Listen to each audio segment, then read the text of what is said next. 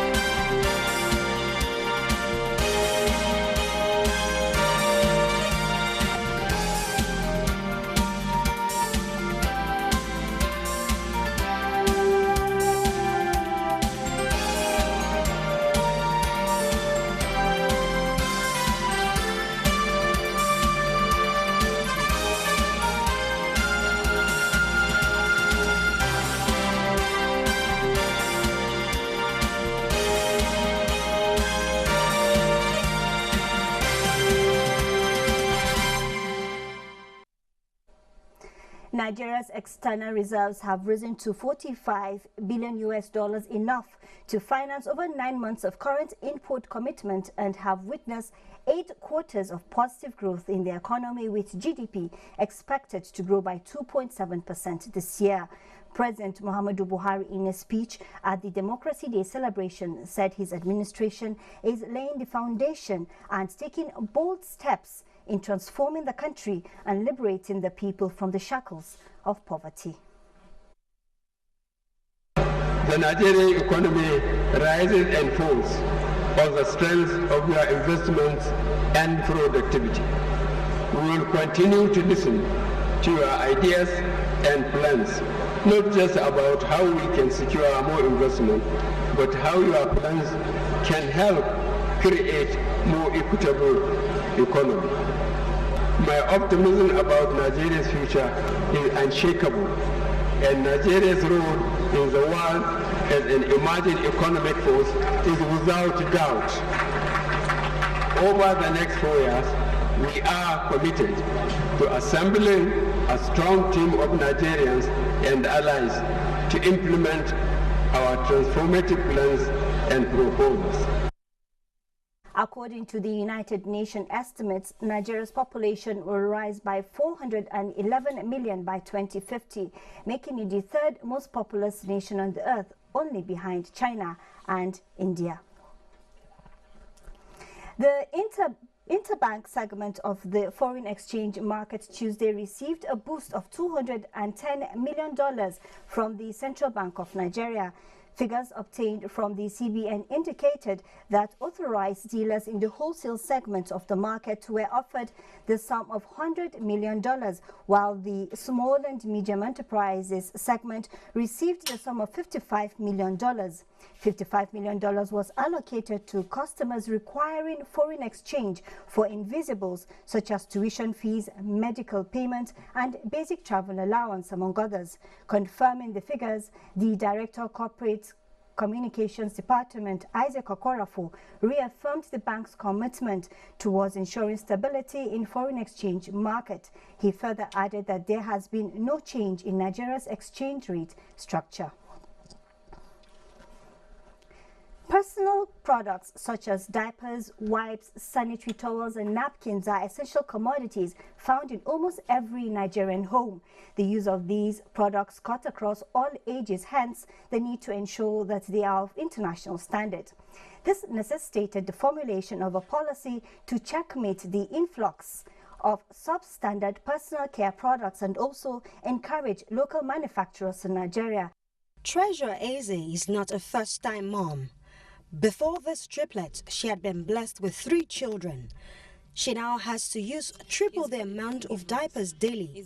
And though she uses Nigerian-made products, according to her, the products are still not so affordable for a mother of three like herself.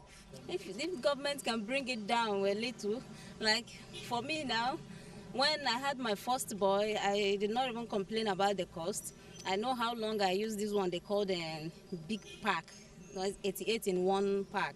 I use it for a month plus, going to 2 months. Then it's just a single child. But I'm now having triplets. This is why concerned stakeholders from both the private and public sector are gathered to take a final look at the policy formulated to encourage local manufacturers of personal care products like wipes, diapers, sanitary towels and napkins, fashion out ways to curb the influx of substandard products into the country, as well as serve as a mechanism to create more job opportunities. Consumers will benefit from it, but the Nigerian economy will hugely benefit from it if this policy is put into place. The level of backward integration that this policy will bring is enormous, from the petrochemical industry, from the paper pulp industry, there's even glues, and all sorts of industry that will come out of this. It's a massive game changer. Imported products, they are substandard, which is even harmful to their health. Currently, 20 Nigerian companies are into the production of personal care products, which makes it a fast-growing industry, even as it is yet to meet a national demand. The Federal Ministry of Trade and Investment, in collaboration with other key players in the industry, believe if the policy is passed into law, it will reduce the pressure of import duties on raw materials, which are readily not available in the country, increase productivity for local demand and export purposes, and also ensure that Nigerians like treasure easy and not subjected to the use of substandard products. Kehinde Olaleye. Thank you, Kehinde. Business Express is reaching you from our studios in Abuja, and we'll be right back after this timeout.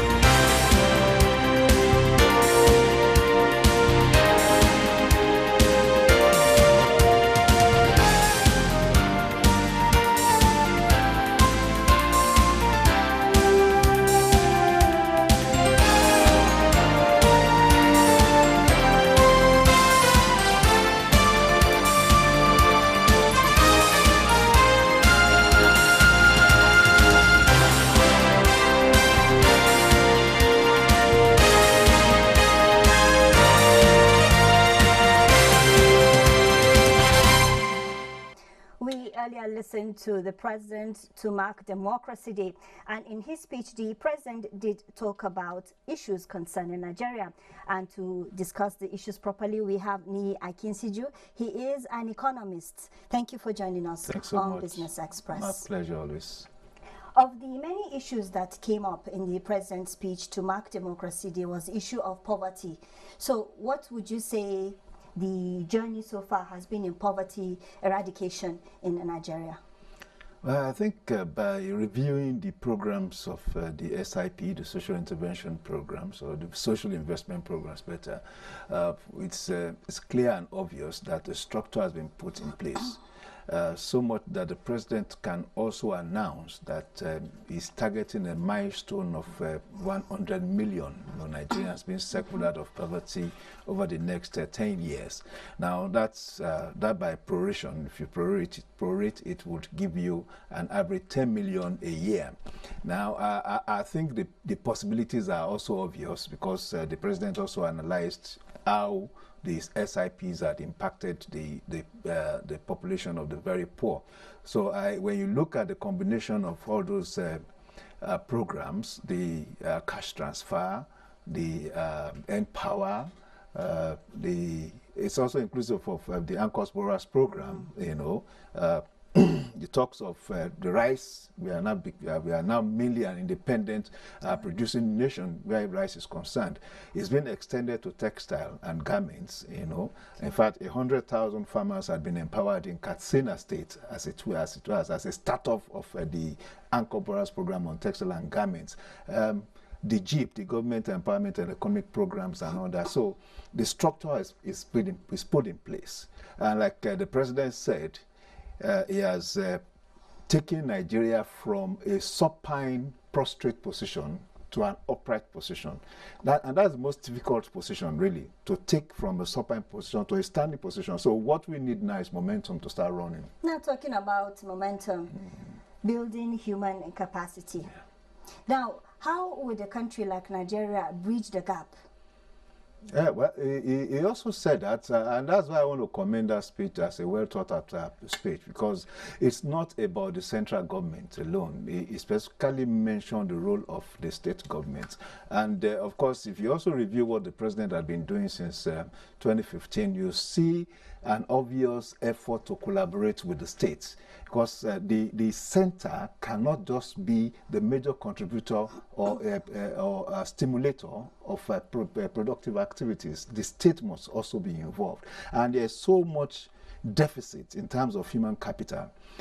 And the nearest tier of government to the people is actually the state. So the state must be involved. And if you are talking of human capital, you are talking of education, you are talking of access to health, you are talking of increasing the capacity of people in terms of technology, because that is what is the current thing, So it's at the state level that you can do that.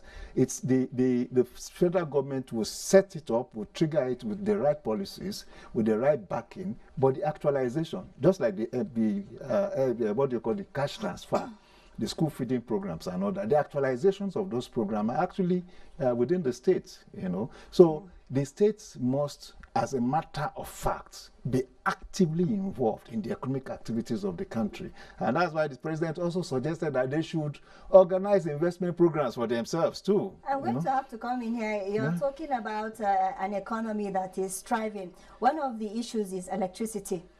Now, do you see a situation whereby Nigeria is achieving stability in electricity for productivity? Well, I think it's about, I've always talked about threshold management. Threshold is a spectrum.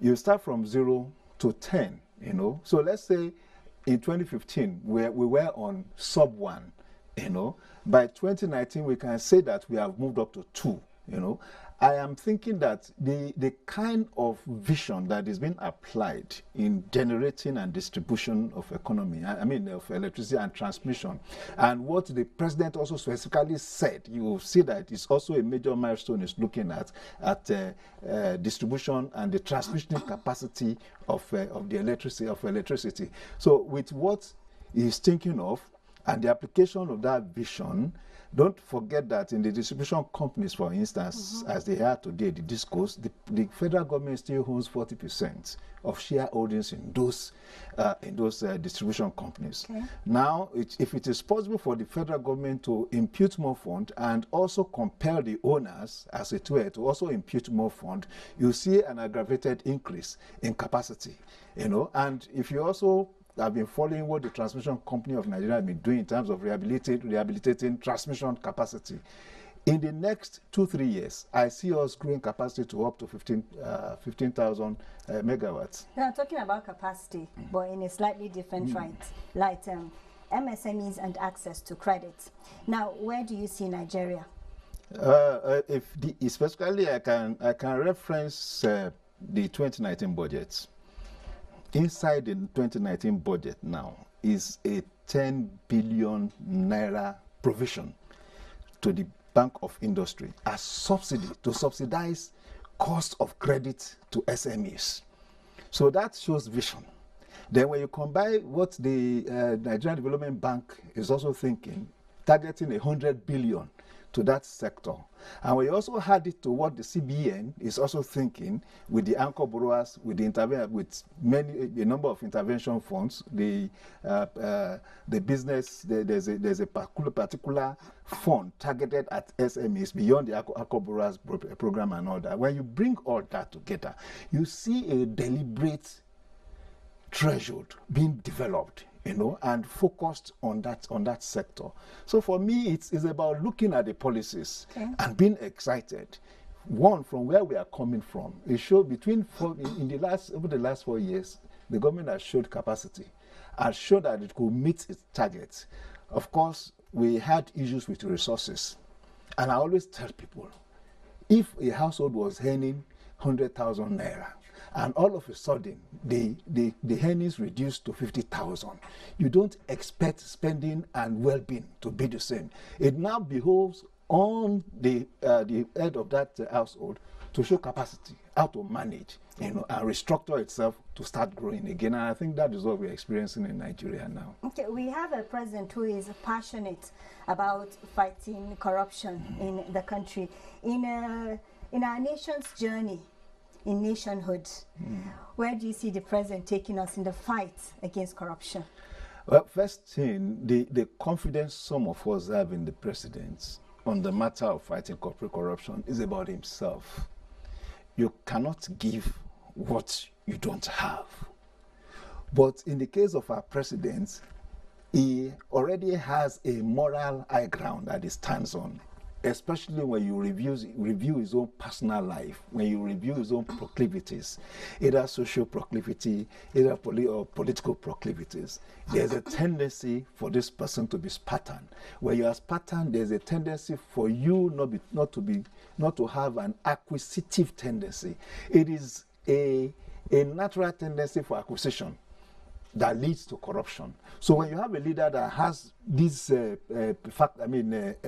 qualities, attribution that I've talked about, it means that leader can show leadership at the right time. And this is what we need at this time. And he has always said that if we don't kill corruption, corruption will kill us. If you have more than 80 million poor Nigerians today, corruption had contributed to making more than 70 million of them poor.